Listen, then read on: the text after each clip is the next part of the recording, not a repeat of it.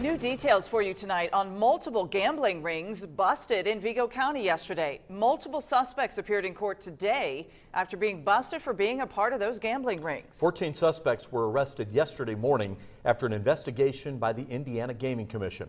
News 10's Patsy Kelly is live in the studio. She has more in tonight's top story. Patsy?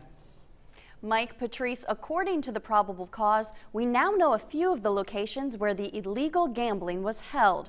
Back in 2010, it's alleged it happened at the Highway 40 Sports Bar in West Terre Haute. Also in 2010, at the old Merchants Bank building at 12 Points.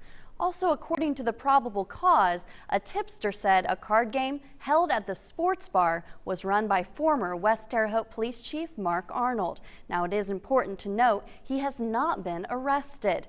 This was an extensive investigation here in Vigo County. These arrests were the result of a 3-year-long investigation by the Indiana Gaming Commission's Gaming Control Division, and it's one of the longest they've had in our area.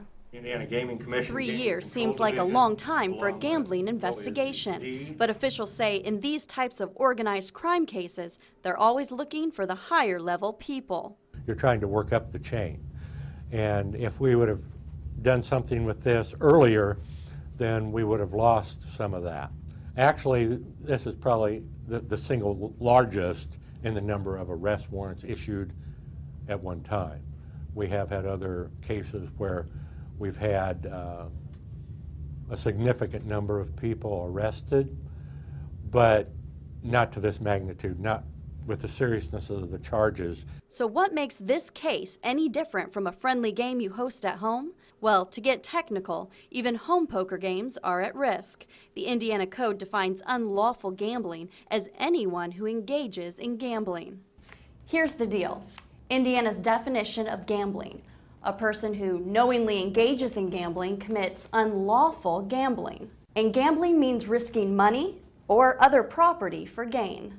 Gain means the direct realization of winnings. Illegal gambling can also be taking a cut at the door or a rake from the pot, which means the card game operator removes a certain number of chips from the pile for himself. This is still an ongoing investigation, and there are still arrest warrants out for some involved in this case.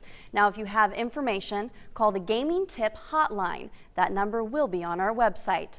Also, if you'd like to see the Indiana Code for yourself, I'll have that link to my story on WTHI-TV.com.